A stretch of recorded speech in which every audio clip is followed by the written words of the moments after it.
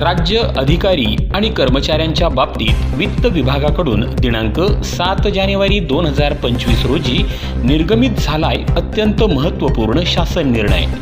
राज्य शासकीय कर्मचाऱ्यांच्या आणि निवृत्तीवेतनधारकांच्या मृत्यूनंतर अविवाहित, घटस्फोटित अथवा विधवा मुलीला व मनोविकृत अथवा मानसिक दुर्बलता असणाऱ्या अथवा शारीरिकदृष्ट्या पांगळेपण किंवा विकलांगता असणाऱ्या अपत्यास कुटुंब निवृत्ती वेतन प्रदान करण्याबाबत मार्गदर्शक सूचना देण्याबाबत वित्त विभागाकडून दिनांक 7 जानेवारी 2025 रोजी अत्यंत महत्त्वपूर्ण शासन निर्णय निर्गमित करण्यात आलेला आहे। सदर शासन परिपत्रकानुसार नमूद करण्यात आले आहे की अविवाहित, घटस्फोटित अथवा विधवा मुलींच्या बाबतीत मुलीला 24 वर्ष वय पूर्ण झाल्याच्या नंतर हयातभर तिचा विवाह किंवा पुनर्विवाह होईपर्यंत अथवा तिने उपजीविकेची सुरुवात करेपर्यंत यापैकी जे अगोदर घडेल तोपर्यंत सदर परिपत्रकामध्ये नमूद अटींच्या अधीन राहून कुटुंब निवृत्ती वेतन मंजूर करण्यात आले आहे।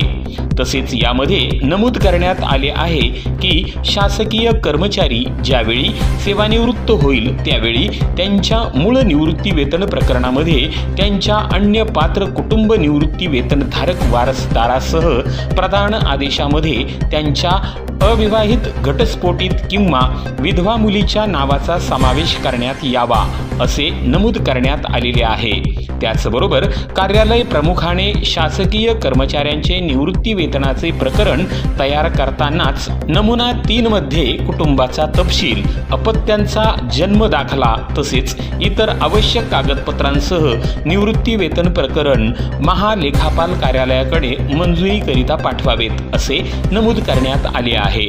तसेच विधवा मुलींच्या बाबतीत तिच्या पतीचा मृत्यू व घटस्फोटित मुलीच्या बाबतीत कायदेशीर घटस्फोट शासकीय कर्मचाऱ्यांच्या अथवा निवृत्ती वेतनधारकाच्या अथवा त्यांच्या किंवा तिच्या जोडीदाराच्या हयातीत झाला असणे आवश्यक असणार आहे।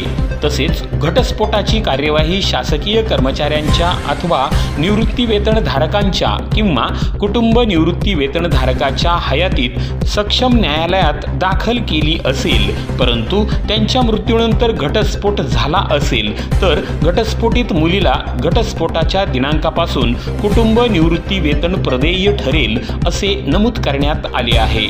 ज्या कुटुंब निवृत्ती वेतनधारक अविवाहित अथवा विधवा अथवा घटस्फोटित मुलीला अधिसूचनेच्या दिनांकापासून म्हणजेच दिनांक 8 फेब्रुवारी 2024 पासून कुटुंब निवृत्ती वेतन अनुज्ञेय राहील असे नमूद करण्यात आले आहे।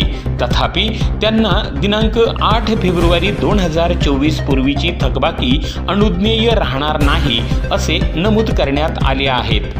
तसेच मनोविकृत अथवा मानसिक दुर्बलता असणाऱ्या अथवा शारीरिक दृष्ट्या पांगळेपण अथवा विकलांगता असणाऱ्या अपत्यास अथवा अविवाहित अथवा विधवा अथवा घटस्फोटित मुलगी म्हणून कुटुंब निवृत्ती वेतन घेणाऱ्या कुटुंब निवृत्ती वेतनधारकांची माहिती निवृत्ती वेतन वाहिनी प्रणालीत संकलित करण्यात यावी असे नमूद करण्यात आले आहे।